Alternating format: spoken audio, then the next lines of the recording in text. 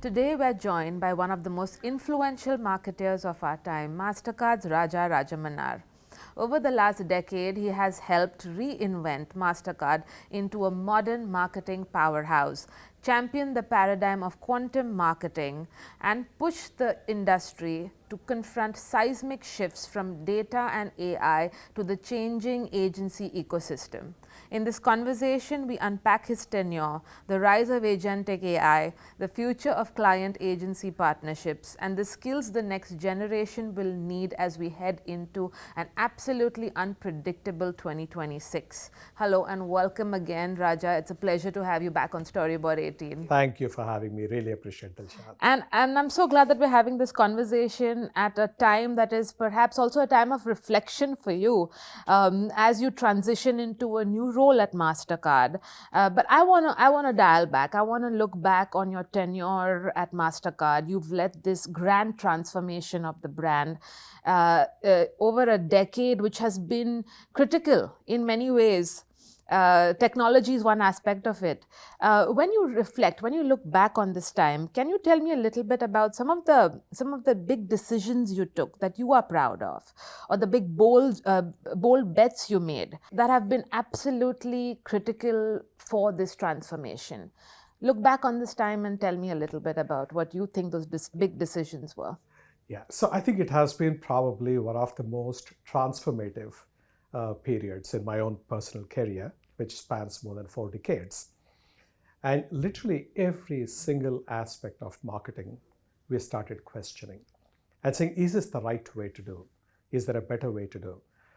Because all the theories of marketing have been formulated more than 6 decades back when there was no mobile, no internet, no social media, no artificial intelligence. So we said, should the approach to marketing be completely reimagined? And with that premise, I started looking at every aspect. Firstly, some of the big things that we have done. I started questioning the effectiveness of advertising. Because there is so much of clutter, and because the span of attention of human beings is coming down pretty dramatically, how effective is advertising really? And because we have got transaction data as a payments company, we could really measure the effectiveness and correlate with a true causal relationship. And I found that advertising was not great in terms of effectiveness. It's not because we were doing bad advertising or anything of that sort, but I said advertising as the medium to drive things and make the kind of results happen was not doing what it was meant to do. So I took a first big bet where I cut down my marketing budget or advertising budget by more than 70% and moved it into experiences, because the need to communicate and connect with consumers and customers still exists. That doesn't disappear. But the medium of how you connect and communicate changes completely. And I went into experiential marketing headlong. That was a huge bet. Thankfully, it paid us off in oodles. So we started this entire journey on creating experiential platforms, and we even acquired a company which actually sourced experiences, curated experiences at scale around the world. That was the first big one. Second, one of the premises that I started operating with is that people have 5 senses. The sense of sight, sound, touch, taste, and so I said, why is it that we rely as marketers only on 2 of these senses? Can we truly be multisensory and immersive, and is it going to change? So I started visiting each sense. Like, for example, when you look at the sense of sight, the brand manifestation is typically in the logo. And logo, when you look at it, it's a simple representation in classical marketing, which connotes some positive feelings, but we went at it very scientifically. And what I found, for example, is that the elements of logo which are visual is processed by a different part of the brain than the verbal part of or the word part of the logo, which goes through the prefrontal cortex, which is very different. So I said, let's drop the word Mastercard from our logo completely. And I still remember my conversation with Ajay Banga that day, who was my boss, and he was the CEO then. I walked into his office and said, Ajay, I got a great idea. He said, what? I said, let's drop our name from our logo. He looked at me literally like I had 3 heads. And he said, Raja, how can we do it? I gave the logic and how the whole thing is. And the beauty is I have been given a lot of freedom and flexibility to do and experiment. And this was a big bet even for him and for the whole company. And the board has approved it. And then we went and did it. And it was one of the best things that we have done. So that creating that symbol brand or the iconic brand, that was something fantastic as one example. And Sorry to interrupt you, but just on that point about convincing stakeholders and convincing the board and Mr. Banga, was that challenging? Did you use the scientific approach, layering it with the emotional approach? What was that argument that you made? Because it was an absolutely transformative and a totally. big bet you took. True. So it was actually at both, right? First and foremost, there has to be a hard logic behind why I'm doing it. Is there science backing up my hypothesis, or is it just my gut feel? So people are not going Which to make big marketers bets. love, right? Gut Yes, feel. gut feel. So this was scientifically backed, and I had all the research done. And we took actually 2 years to create the right combination of the circles. For example, we used the red and yellow circles in the past, but the shades of each color have a very different emotional resonance with people. So I actually played around with those. The shape, though they are just two interlocking circles, the extent of overlap between the two circles mattered a lot. We called something called the golden ratio, which is in the Italian architecture, Roman architecture. So we brought those kind of elements and all. And truly, this is one of the biggest steps we have taken in terms of transformation. And today, even without our name, there is an 84% recognition of our brand just by looking at the logo saying this is Mastercard. That was a big one. And going along the journey of experiential marketing and multisensory marketing, I created a sonic identity for the company. It is not just a jingle, which is so 1940s and 1930s, and created a complete comprehensive sonic architecture with the 10 layers and so on. Now, this has been rated now for this 5 years in a row as the world's #1 audio brand. And our sonic is actually heard multiple times every single day at 2.9 billion points of sale around the world, which is free earned media for me. So that was one kind of a thing. One of the most meaningful things that we have done, I feel, is purpose-driven approach to marketing. Right. So marketing is typically seen as a force for growth. And I said, can it also be a force for good, just not growth?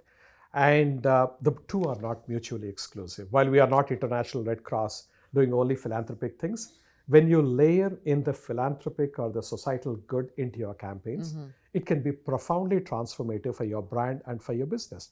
This was a big hypothesis. Right. There were a lot of people in the company, of course, who challenged me, and as they should. They said, look, we have created Mastercard Foundation, which is one of the most, I believe it is one of the top 2 or 3 largest corporate foundations in the world. It's got some $50 billion plus in assets and so on. So having created, and they're doing a lot of good job, should we, as marketing, also do things around philanthropy? My answer is yes, because business and social good are not mutually exclusive. They're very interlaced. So our program with Stand Up to Cancer, for example, where we raised more than $75 million, has resulted in finding cures for 8 different types of cancers and an early methodology for early detection of ovarian cancer. And these 8 cures have been FDA approved. So from molecule to FDA approval, in the last 12 years, we have 8 drugs. That's phenomenal. But on the other hand, what does it do to the business? We ran this fundraising through various promotions. Okay. So for example, I said in the United States, during 8 weeks in the year, if anyone uses their cards at a restaurant, MasterCards at a restaurant, instead of using some other payment form, we will contribute a small percentage of our profit to Stand Up to Cancer Foundation and help them with methodologies for research, stage gating process, and all that stuff. During the promotion, because customers are not paying anything extra, they're happy to use because they feel use Mastercard. And they're contributing. They're contributing something, and yes. It's a nice feeling for them. The share of Mastercard's restaurants will actually grows up. So the restaurant category is growing at 8%. During the promotion period, we are growing at 14%. After the promotion is over, it comes down, but still settles above the 8% at 8.2 or 8.3, which means there is a permanent share gain that I have got. And that permanent share gain more than actually makes up for the contribution I'm making to Stand Up to Cancer. So this has got like a beautiful flywheel effect where you're creating momentum, doing the social good first. So I keep saying when you pursue a purpose, profits will definitely follow. And that's Absolutely. exactly what has been. So whether it is with World Food Program, where we're contributing hundreds of millions of meals to children in a deprived part of the society, or we have been doing things like Priceless Planet. So Priceless Planet is all about planting trees and climate change and things like that. We're doing for wildlife protection of endangered species. We have a wildlife impact card. So all these things, when I look at it, it's most gratifying to see that we made a difference at scale around the world. And I think that's something which gives me enormous amount of joy. So there have been a lot of significant things, and I look back with tremendous amount of satisfaction and pride. That's an impressive legacy for sure. And when you make an impact just beyond profits, like you said, but it's critical, of course, linking the business outcomes to that purpose. Correct. We've discussed this before. You make a Yes. case for it. I think that is when that leap in faith happens as well for the board. But coming to another another aspect of your work, your books, for instance, quantum marketing was something and a term that a lot of people use. But so let me ask you, have you ever felt that quantum marketing has been misunderstood? And my follow-up question to that is, where have those quantum marketing principles been applied by you most effectively at Mastercard? So firstly, I feel very grateful that based on all the testing that I had done and piloting of concepts at Mastercard, that I could write that book called Quantum Marketing, right? So it comes from experience, of It comes course. from It comes from, experience. yes. And a lot of thinking behind it, and some wisdom, some hypotheses which are looking into the future and trying to prognosticate and say, is this likely to happen? And if this happens, what do marketers do? And that book went on to become a Wall Street Journal bestseller, published in 14 languages, and I feel very grateful for that. A lot of things I have written in the book, we started actually implementing at Mastercard. Like, for example, in the book, which was published in 2021, I talked about artificial intelligence, and internally we call it augmented intelligence. This is before Gen AI came around. So this is 4 years before or 3 years before Gen AI came. I actually said that life is going to be different when artificial intelligence comes in. And I started implementing AI in various marketing programs, whether it is in B2B marketing or B2C marketing or consumer insights or across the entire spectrum of marketing activities. It was game-changing for us. On the one hand, for productivity, and on the other hand, for opening a kind of doors for newer types of creativity. It was huge. And the impact was very, very visible. And this is AI as just one example. And then we went into neuromarketing. We went into behavioral economics and the practical sides of behavioral economics in the marketing context. Like, for example, do you run a promotion which says buy one, get one free, or give 50% off? The economic value is same, but the emotional payoff is very different. How do you actually get these two and marry the two? So those are the kind of things I actually experimented extensively. And all this, the point you touched before is so valid. It's not just Raja feeling it at his gut level. I need to have justification because we spend hundreds of millions of dollars annually around the world. And it has to be money well spent, and I'm accountable for those results that are being generated with credible linkages that it is my activities and strategies which are driving results as opposed to they happening independently on their own. So if you look at 3 dimensions, number one is on the brand side. When I joined the company, we were at number 87 in the world's top 100 brands. Right. Today, we are at number 12. And this is in spite of the fact that we are outspent by my competition at least 2 to 2.5 times. So with a much lower investment, we are really kicking the backsides of other people. Okay, which is a cheap thrill, but it's fun. It's not at all a cheap thrill. It's fun, I know. So we are really spending money very effectively and getting fantastic results. On the brand side, I think we have done a phenomenal job. We also do things like brand affection index. Right. So it's how people feel the affinity towards a brand. We have overtaken some of the biggest lifestyle brands in the world. Payments, we are way ahead of anybody else. But even beyond payments, some of the top brands in the world, we are ahead of them, which is such a good feeling. On the second level, are we driving business in a measurable way? Whether winning deals, whether we are growing our business fast, whether we are gaining market share with any given client, whether we're increasing our profitability, every single aspect of this, we have been seeing very tangible, measurable results, Right. which was attributable to marketing activities.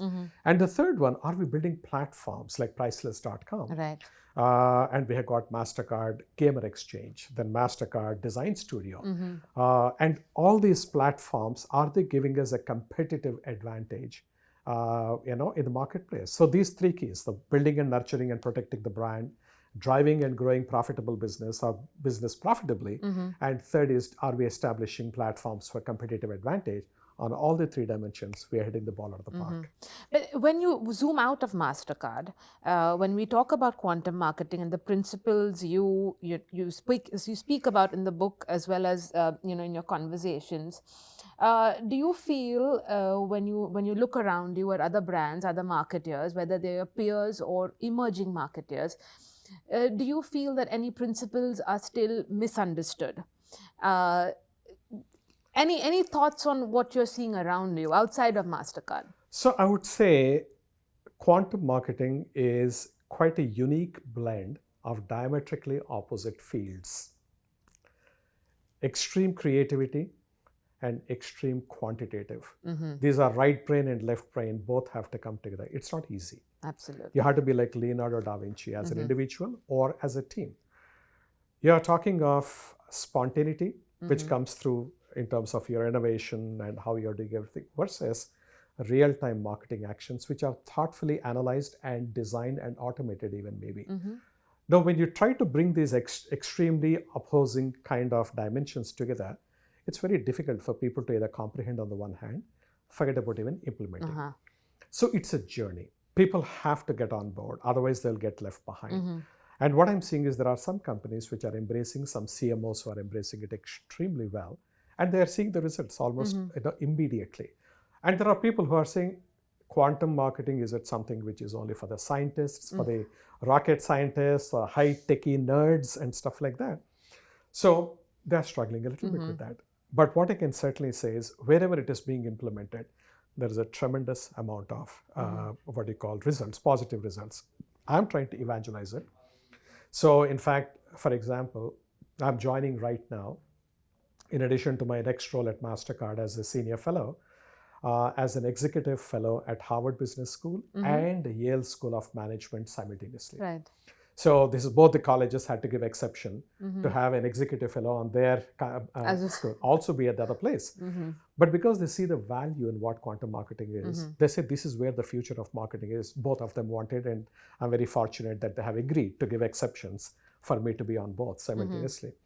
I'm trying to sort of help the professors and the teaching staff come up the curve on quantum marketing. Right.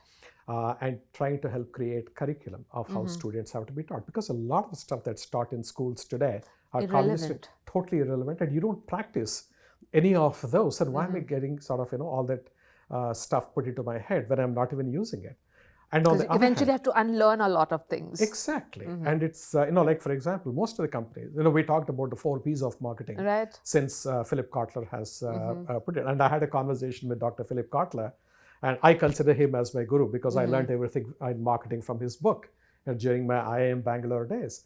And I had the opportunity and privilege. And when I started discussing with him, he agreed completely. And I still cherish a note that he sent me about how he said, quantum marketing is the way forward. And I framed it and kept it in my office, literally. It's a phenomenal feeling. Because frameworks have to be reinvented. You have to reimagine them, and you have to be relevant, because these are not like the laws of gravity or motion, Newton's laws of motion, which are timeless. Okay, and while marketing so far, the 4 Ps have been priceless, they're not timeless. So we have to do things which are more contextually appropriate for today's environment, today's culture, today's technologies, and so on. Raja, to your point about it being a journey, right? How can you have a journey right now when you have CMOs barely in the role at a brand for maybe 2 years, 3 years before they hop on to the next? And I'm not just talking about CMOs here. We're seeing CEO tenure shrinking as well. Very recently, of course, with large global companies like Unilever. Patience patience is a virtue, but it's True. also in short supply right now. So true, so true. Whether it's professionals or companies. So then, how do you, if it's a journey and if you have tenure shrinking CMOs, what's the fix, Raja? What do you do? Because you've spent a decade, and for many it's a lifetime in a company now. Sure. Where the average tenure of a CMO globally is under 3 years, I have spent more than 12 and a half years. So that is indeed a lifetime at one sense. But here is the scenario. The advent of AI is going to dramatically change how easily you can implement principles of quantum marketing. And I'll give you a simple example. When I talked about the logo or any design, you have to figure out how this is being processed in the brain. So if it resonates well and creates the right feelings and emotions, it can be hugely impactful. So let me give you the tangible example of credit card design or a debit card design. So typically the process today is where a bank decides to launch a card, say for millennials. They do the briefing to the agency. The agency then gives them some designs. Those designs are either pre-tested or gut feel wise. They say these are the two we like, improve, modify, tweak, and send it to Mastercard for approval for our brand compliance. Right. We go back with some feedback and suggestions, and they would do stuff. This whole process is multiple weeks, if not multiple months. What we did is, based on the principles of how the brain works, we have created something called the Mastercard Design Studio. It's an automated solution, which is available to the clients. So when they are trying to create this card for millennials, they just say millennials, this country, this, etc. It pulls in the necessary insights about that segment, what appeals to them. This is generic, but also it leverages the principles of design and the impact on emotions and feelings, and gives immediately 20 card designs in a matter of 5 seconds, or few seconds rather. They look at it, all these are pre-approved. Whatever they like, they can just go with it. They can be sure it's going to be good. So without learning about the principles of design, they're able to use the principles of design. That's where AI is helping, whether it is for sound. When I talk of multi-sensory, right? Yes. Every single one of them, AI can help. The other part of it is, you're absolutely right. When the tenure is very small, CMOs are looking to get quick hits. Right. My focus is to work with several startups and say that, how do you automate and let a lot of heavy lifting be done by the engines or by the machines, which crunch all the insights and data and everything else, and gives the finished product for these people to use. It's a little bit of laziness, I would say, from a CMO point of view, not to learn, but at least they don't have to miss the boat completely. And I keep justifying to some extent, you don't have to understand how electricity is produced to be able to use light or to be able to use your refrigerator or play music. So in that sense, I'm trying to get it into the development of the tools and the platforms that will help marketers to come up the curve quickly. Because speed absolutely matters. Yes. What we're seeing currently in the agency ecosystem is a lot of, you want to call it transformation, consolidation, a lot of turmoil.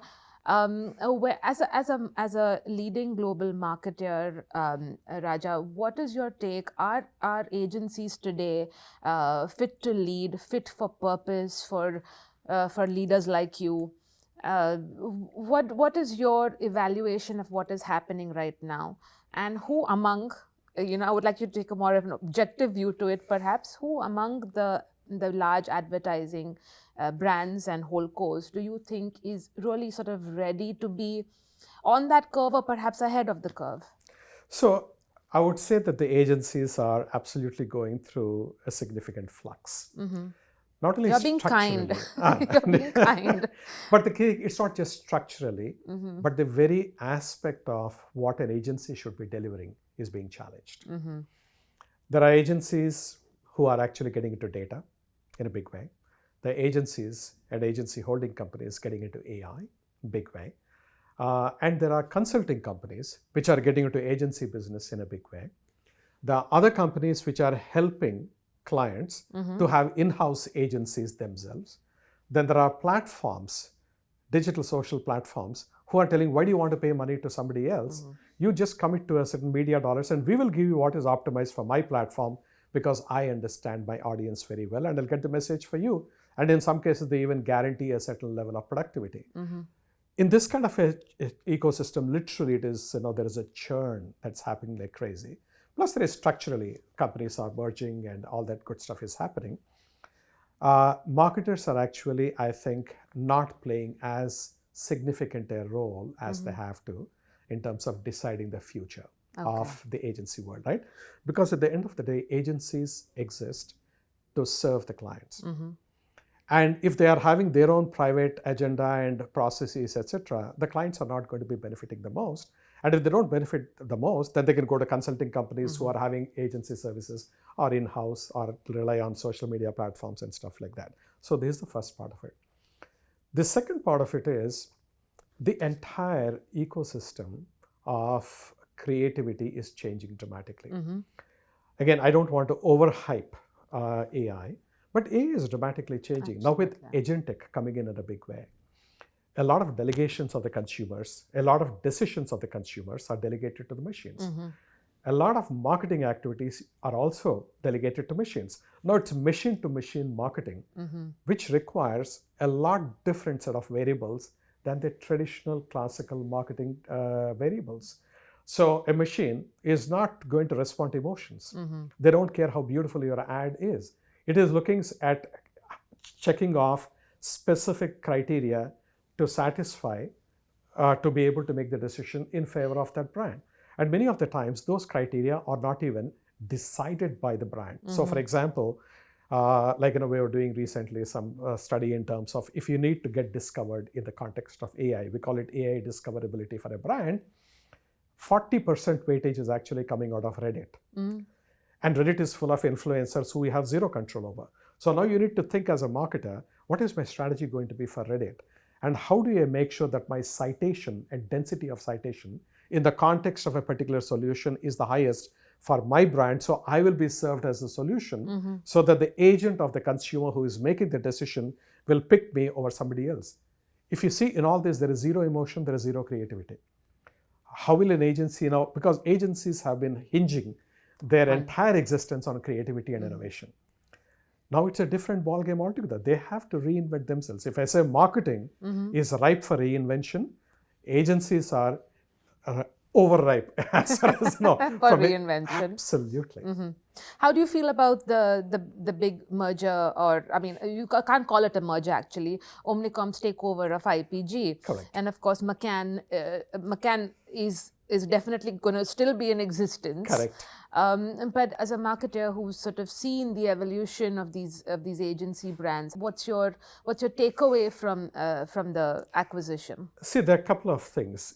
If the merger leads to better productivity and optimize capabilities even better, the client will be a winner. That's the promise. That's a promise. That's a promise. If on the other hand, it is all about cost cutting and synergies where you lose excellent talent or you lose continuity of people who understand your brand and they understand the soul of your brand, their presence is very critical and you have to make sure that they continue. So for us, we have been in a very unique situation. We had relationship with Omnicom even before this merger. And we also have relationship with IPG before this merger. So both are coming together and they understand how demanding we are as a client. And we have commitment from the top of the house that this will be well taken care of. We also have relationship on the other hand with WPP. So the thing is we have got our fingers in multiple parts, so to speak. And therefore we feel that we are in a very, very good position. We rely on different areas of each one of these agencies for different aspects. Like for example, our sponsorships are with Octagon, which is a part of now Omnicom Group, and before that it was IPG. They do a fantastic job. So that continues. So it's that each one of the areas, you got creative, you got AI, you have got digital, and you have got media, you have got sonic, the multi-sensory, you have got social, and you have got your influencer strategy, you got event management. All these things are nicely right now fitting like a puzzle piece for us. And again, if it leads to better economies, fantastic. If it leads to better capabilities that are being given to us, even that's a promise right now. If you were to sort of give, younger marketeers or CMOs currently trying to make sense of it all, a kind of watch list, whether it is consumer trends, technologies, market dynamics. What would your watch list for 2026 be? The first thing is, if I look back at my career and therefore I project it into the future, the biggest driver of my success at Mastercard has been my team. Building a rock solid team that continues with the company is critical. Continuity is very, very critical. And I'm blessed with an amazing team. And having that kind of, the processes which are all well-oiled machinery, we have got fantastic talent and they're all inspired and excited. That will be huge. People. So at the time, particularly when technology is overtaking our lives, don't lose sight of people. People will still be your number one asset, first. Second, the technology is now developing exponentially faster, and literally what you develop today is already obsolete and you have to change 4 weeks down the line. Example, we used to do SEO and SEM. Then suddenly came AEO, answer engine optimization. Before we are optimizing for answer engine optimization comes in GEO. And then now there is REO, reasoning engine optimization. So everything is sort of evolving so rapidly. Unless you're on your toes, educate yourself what each one of these is, and educate your team, you will see the world go past you. So that's number 2. They have to really invest time and effort to learn. Number 3, this learning is not theoretical learning. Right. You have to get hands-on experience. The good thing is it's very inexpensive to make these trials and learn in the process. So people have to, CMOs and marketers have to do a lot of experimentation and get a feel for the entire thing. That's number 3. Number 4, this is where I will end with, which is in a world where technology is democratizing everything. So whether I'm a tiny company or I'm a gigantic multinational organization with very different resource levels, we all have access to the same tools, and the tools are equally accessible to everyone in terms of price point as well. True. So if I give a smart brief and I say I'll do a fantastic prompt engineering, whatever else it is, and I give a brief, that same brief can be given by somebody from a much smaller company too. And AI will produce very similar outputs. It becomes very quickly a sea of sameness. In a world where there is a sea of sameness, where everything can be replicated in a fraction of a second by somebody else, the one which stands out is marketing.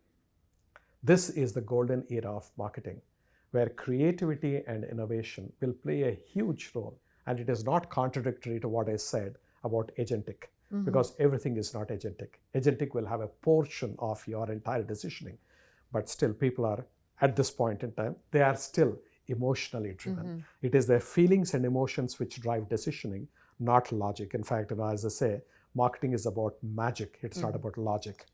Right? And it's not logical, it is psychological. So from that perspective, this is the golden era of marketing. If marketers seize control and stay on top and define and drive the agenda, they'll be super. On the other hand, they can get left behind very quickly, and I hope it will not happen that way. Well, I hope so too, and that's a great note to end our conversation on: define and drive the agenda. Totally. To not get lost. Thank you again, Thank you, Raja. Diksha. Always insightful and eye-opening for me to chat with you. Thank you so Thank much you for your so time. much. Really and appreciate best it. of luck for everything that's ahead.